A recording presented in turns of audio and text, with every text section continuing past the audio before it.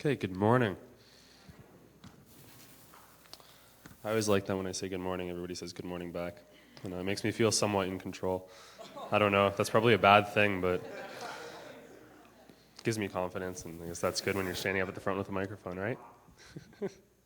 Okay, so that was one of our promo videos for Master's College and Seminary, so I figure since we played the video, and I'm up next, I've got a microphone, I'll talk a little bit about the school. I also go there, so that gives me a little bit more credibility there too. So, Master's College and Seminary, it's a Bible college in Peterborough, and we offer certificates in ministry. That's a first-year program, and what that is, it's a great program for just about anybody to go to. It gives you a really good Bible foundation. You go through the entire Bible in your first year. You take some classes on practical ministry. You go on a mission trip to the DR. It's a really great program. I didn't actually go there for first year, so I experienced all of this vicariously through Haley, who did go there for first year. We talked every day after, so I heard a lot about it, but I actually went to Immanuel Bible College for my first year. But it's a really great first year program, great for anybody coming out of high school who wants to just gain a stronger foundation in what they believe before they go into any other aspect of life, whether it be the workplace or university, college, or sometimes people just decide to stay and do a full 4 years. From there, we have diplomas, we have bachelors in theology. It's a great place. It's a lot of fun. I like it. People there are great. I like them so much, I thought I'd bring them home. So, yeah, I vouch for it. I like it quite a bit. And if anybody has any questions about the school, about what we do there, feel free to talk to me, Haley, any of the people who came, except for Nick. Nick didn't go there. So don't ask Nick any questions, he won't know. But without further ado, I'll begin. And for those of you who may not know me or you've seen me up here, we haven't been formally introduced. My name is Justin. I'm the youth pastor here at IPC, and some of you may have just known me as the guy who sometimes comes up and gives announcements. So now, we know each other on a little bit of a deeper level. And since I've been here for a little over a year, I thought it would be good to give you guys a little, quick background on me. So, I'm the oldest of 3 boys. I have 2 younger brothers, so pray for my parents. I'm sure it's been tough. My younger brother Josiah is 17, and my even younger brother Jonathan is 14, so it's a nice gap, and all very interesting ages right now. So they could probably use your prayers a lot. We grew up attending Waterloo Pentecostal Assembly, and while I was there, I went on some missions trips, I was on worship teams, I went to youth, and I went on a few youth retreats, and on one of those, I met Miss Haley Wegler back there at the sound booth, and we're actually getting married on June 11th.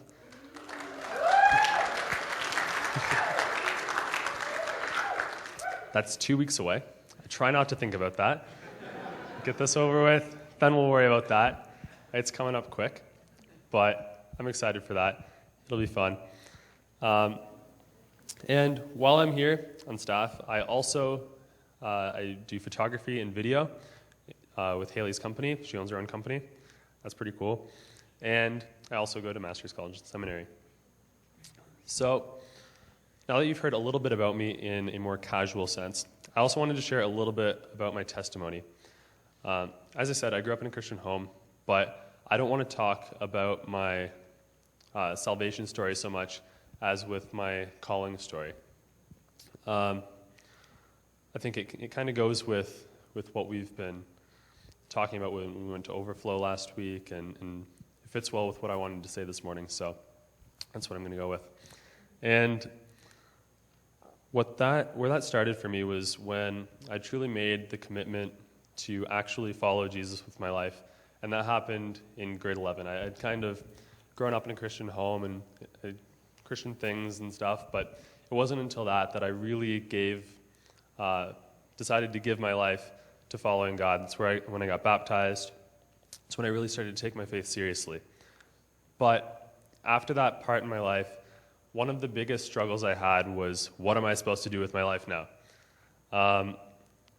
It stressed me out a lot. I was in grade 11, starting to pick electives that actually matter to what you're going to go to in university, college, workplace, whatever you're going to do with the rest of your life. And it really bothered me. I had no idea what to do. And, leaving high school, as much as I wanted to get out of there, it also scared me a little bit. So I ended up taking a fifth year too. But by the end of that, I was ready to leave for sure.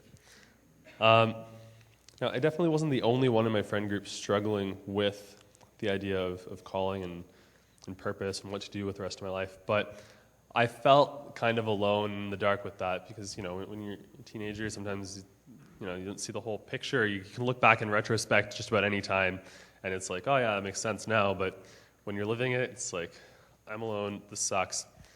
And, when I look at my friends and what they had going, I would see some sort of a drive, something that they could, I saw things that I could see them doing with their lives, and I felt like they could see it too. Looking back, I think we were all pretty much in the same boat. I don't think any of us had any idea what's going on, just seeing it as what they're doing with their lives. Now, I'm not saying that they're all doing nothing with their lives. It's just they're not doing what I necessarily saw them doing when I was in grade 11, which makes sense. But I think many of us struggle with our calling in our youth, but it's definitely not something that's isolated to youth. I think calling is something that we struggle with all throughout our entire lives, and especially becomes really stressful and troublesome when we're in transitional points in our lives. So one of those is, of course, when you're exiting high school, going into university or workplace, when you're exiting post-secondary, trying to figure out what to do with that, when you are getting married, when you're buying a house, when you're looking at retirement. There are even people, it's not uncommon today to do a major career change in your 30s or 40s. Just, I've seen it happen. And, all those times can be very, very stressful when thinking about what are we supposed to do with the rest of our lives.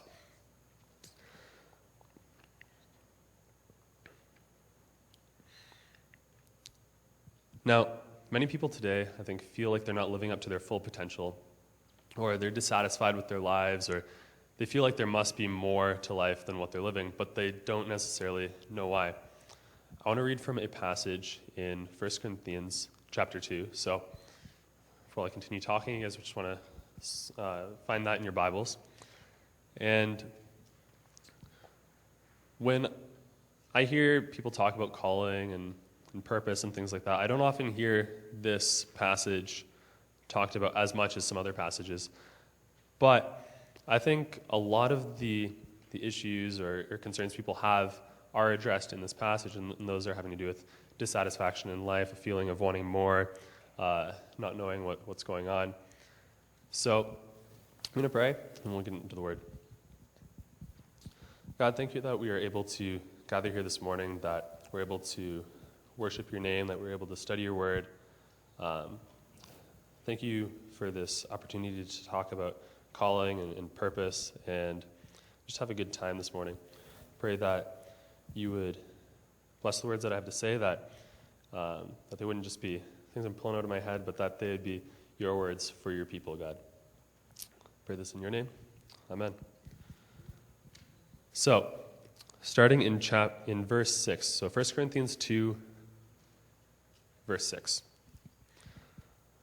Yet, when I am among mature believers, I do speak with words of wisdom, but not the kind of wisdom that belongs to this world or to the rulers of this world, who are soon forgotten. No, the wisdom we speak of is the mystery of God, his plan that was previously hidden, even though he made it for our ultimate glory before the world began.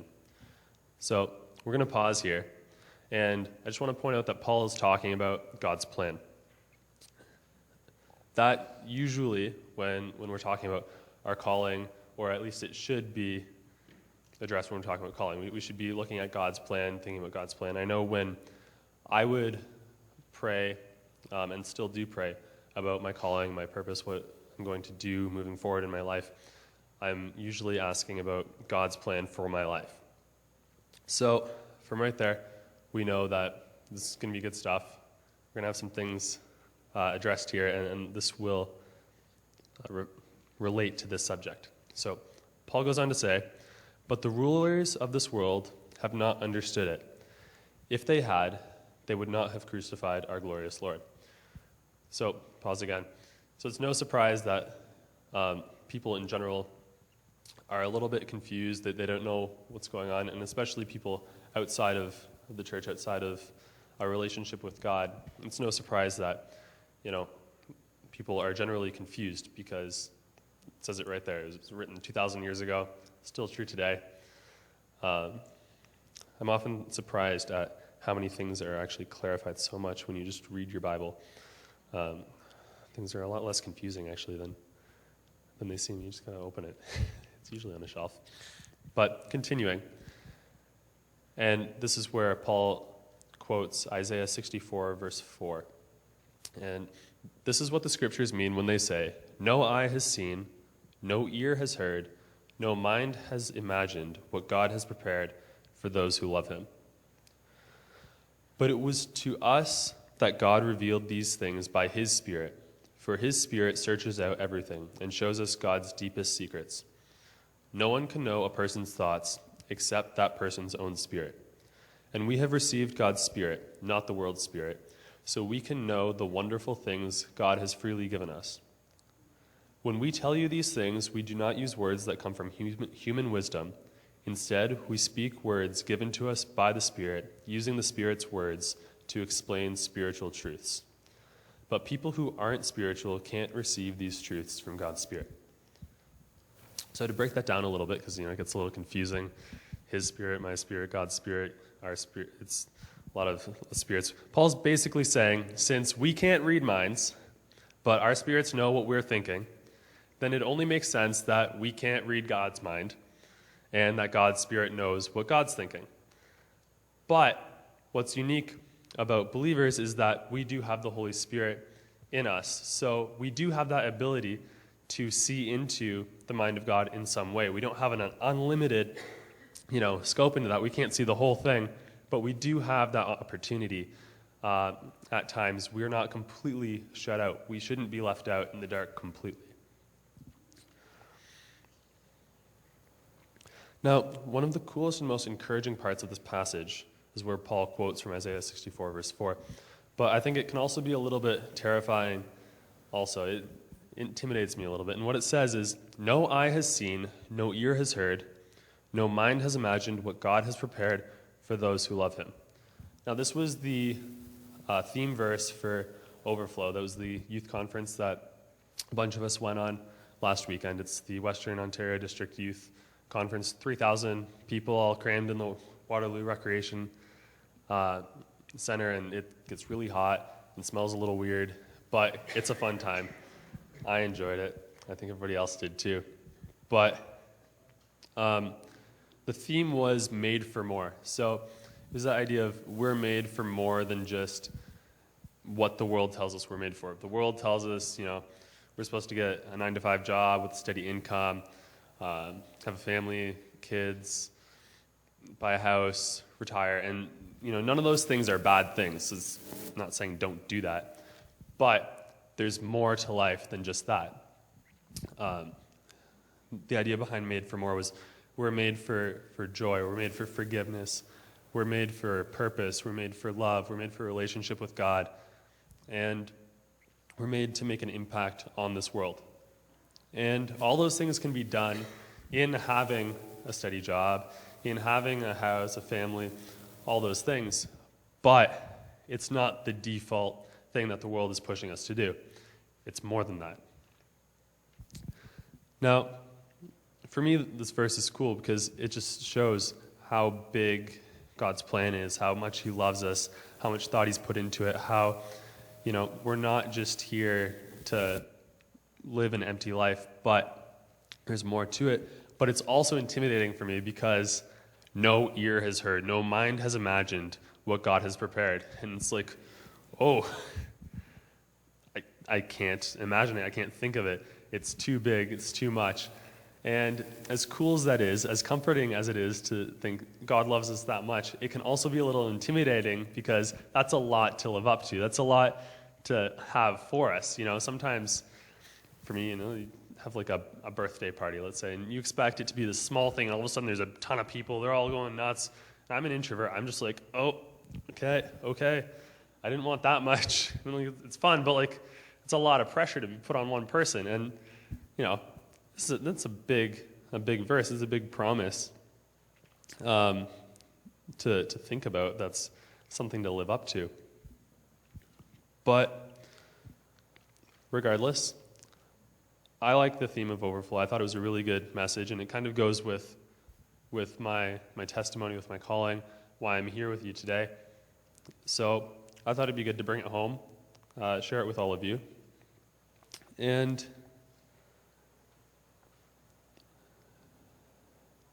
yeah, so throughout all my life, I've been constantly challenged, and my thoughts and expectations of things have shifted. God's put me in places I never thought I would be. And I want to share three experiences, I suppose, that I've had in my life that kind of go along with that. One of my first big experiences was shortly after I got baptized in grade 11. I went on a missions trip up north to Marathon, Ontario. And before I'd gone on that missions trip, I had always thought missions trips were, you go to Africa, you spend $3,000 on a plane ticket, you go there for a week, you come back, you got pictures of kids on your shoulders, and it's a good time. You probably helped build a house or something. It was a great time. And, that's what my idea of a missions trip was. It's what I'd seen people go on. That was what the normal was for me. But when when my church first did Marathon, I was like, going up North Ontario? That sounds super exciting. Yeah, I want to go on that missions trip. Yeah, I want to go to Africa. Come on. What are we doing? But I went on the second year, so I warmed up to it. And I just saw that there's so much more to missions and to outreach than, flying halfway across the world, helping people for a week, coming back, and then going back to your normal life.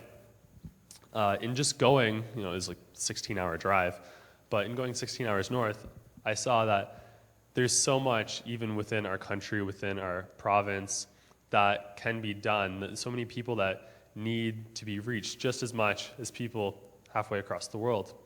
And I thought that was really cool. It really stretched my idea of what missions was. And while we were there, I realized we're doing things here that we could totally be doing at home.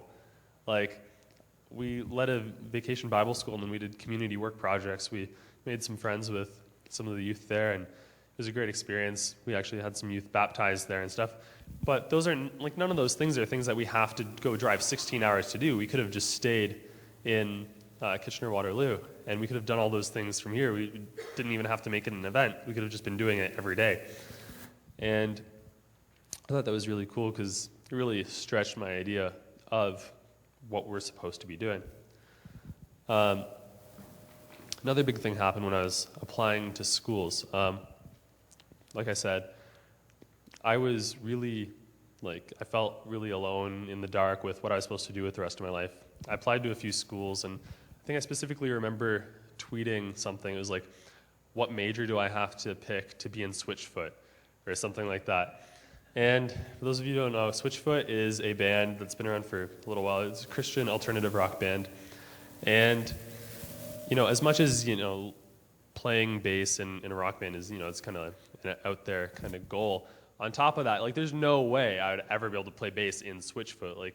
The bassist is the lead singer's brother. I don't think he's going anywhere. I'm sure he's not going to get ousted. I'm sure I'm not going to be the one filling in. I don't surf. They all surf. So, my goals were really just, out there. I had no idea what was going on. And I was really stressing. I was like, God, what do you want me to do? God, what do you want me to do? And eventually, I still had no idea what to do. So I applied to Bible college. That's what most people do. But in that process, I learned something, and that's, if God isn't telling you exactly what to do, just do something. Unless he's telling you not to do that. So essentially, if God's telling you to do something, do that. If God's not telling you to do something, or telling you not to do something, don't do that. But if he's not telling you to do something specific, and you're not doing what he's not telling you not to do, then you're good. So I know so many people who have been it's between this school for, a Bachelor of Arts or this school for a Bachelor of Arts. I don't know, where does God want me to be? He hasn't like said anything specific. And my answer to something like that would be, just pick whichever one you want. It's okay. Or people who are like, oh, I could get a job here or a job here. It's the same job. It's just a different place. Just pick whichever one you want. My experience has been if you were supposed to pick the other one, you'll end up there. God will move you. It happens. And sometimes you don't know you're supposed to be there, and he won't tell you until after you've gone to the other place. And then it's very clear, and you'll have a much better time at that other place anyway. So I went off to Bible college for a year. I went to Immanuel Bible College in town because it was cheaper. I didn't have to pay for residence or anything like that. I just drove home every day. And in that time, I had a really great time. I actually enjoyed school. I enjoyed school since I was probably in like kindergarten or something like that. I was not one to like school. I was succeeding in school. I knew I was like a fairly smart person, but I never applied myself ever. And I didn't feel like I was applying myself that much, but I guess it was just paying all that money. All of a sudden I was like, okay, I should probably get something to show for this. Mom, look, an A. And then that kind of goes into my last thing, and that is, even though like the bigness of God's plan and the grandness of what he's planned can seem like a really, really big and intimidating thing, there's actually no need to fear. And, we say that a lot. But I've really experienced this, that God does a really good job of not putting us into cardiac arrest. I know sometimes we get frustrated when we don't know what the next step is, what we're supposed to be doing moving forward. Or, we just like if, when we're 15, God would just be like, okay, so here's the whole plan. Just do these things, and good job. We'll give you a high five after, and be great. But I know for me, if God had done that when I was 15, I would have not been excited. I would have been we've had an interesting moment, because if God had have told me that when I'm 21, I would be a youth pastor, I'd be going for my bachelor in theology, I'd be considering doing a master's at some point, I would be speaking in front of people regularly, I'd be speaking on a Sunday morning in front of an entire church, I would have had none of that. I would have been like, but God, you don't understand. I don't do those things. And, well, joke's on me. But I can remember a very specific one-sided conversation I had with God when I was in grade 10. I don't know why I was having this conversation. This wasn't really a thought in my mind, but I told God, if you ever want me to be a pastor, you're going to have to say it in an audible voice. I'm going to have to hear you, like Moses or somebody in the Old Testament. You're going to have to say, Justin, you will be a pastor. I'll be like, okay. But, again, joke's on me, because as you can see, I'm here, and I still have not heard that audible voice. My calling came in other ways, but I didn't hear that. God got me here. He's laughing right now. I can guarantee it. So if you're laughing, you know that you're laughing with God. I think that's kind of cool. And I think that's really cool that, when I look back in my life and I can see from that point moving forward all the things that God's done to get me to where I am. Just the gentle guiding, I chose to do this here, and it's moved me to this point, and then from there I did another thing. He really got me to be where I am today without freaking me out too much. Still a little freaked out sometimes. Speaking in front of people, one of the things I like doing the least, so I'm a little freaked out right now, but it's going okay, I think, so. Thanks. So, with that, he guides us in ways that we don't get overwhelmed. Even the fact that I was having that conversation with God about not being a pastor in grade 10, it wasn't even a thought I had in my mind, but looking back, it's like, I must have known somehow or something, because why would have I been having that conversation? Then I willingly went to Bible college, and I should have really known where that was going. But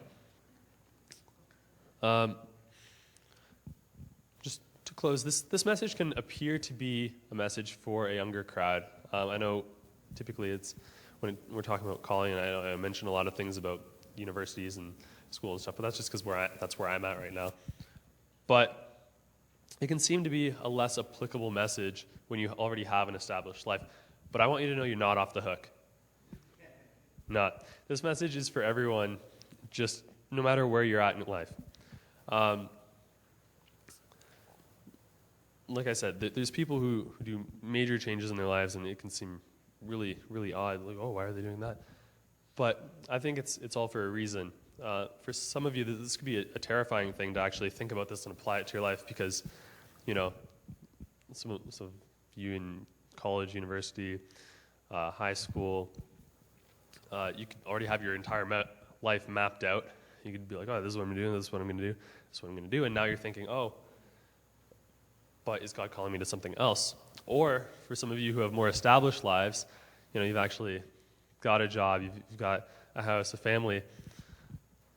God could be calling you to do something completely different, and that's terrifying. I'd be scared. I'm just gonna say it. But like I said, God likes to do these things without putting us in cardiac arrest because we're significantly less able to do the things when we're in that state. But for some of you, you may feel like you are where you need to be, but you want to be able to experience that more that God has for you in your life where you're at. That could be just in seeking Him more, in loving people, in working your current job as if you're working for Him, to bring your faith into every part of your life, to not have it just be something that you come to church, you sing some songs, you listen to some Bible, and then you go home, that's it. But something that is actually acted out in every day of your life, like I learned with the missions trip to Marathon, Ontario, the things that we were going to do missions trips on, we could literally be doing in our everyday lives. And just as we close here, I'd like to have the worship team back up. And I want to sing the song Rhythms of Grace again. That's the first song from the second set. And the song, if you listen to the lyrics, it's a dedication to living your life for God in His plan. I think the first lines are, my life is a life for your call. And it just keeps going from there. And even the bridge of the song, it sounds almost, well, it's most definitely taken straight from that passage in Isaiah. It's changed a little bit for the song, but I think this song really relates to this passage. So I'd like, as we stand up and we sing this song, just think about the lyrics as you sing them, to pray to God, like, what do you want me to do with my life? What have you called me to do? Am I doing that? And just really think about that.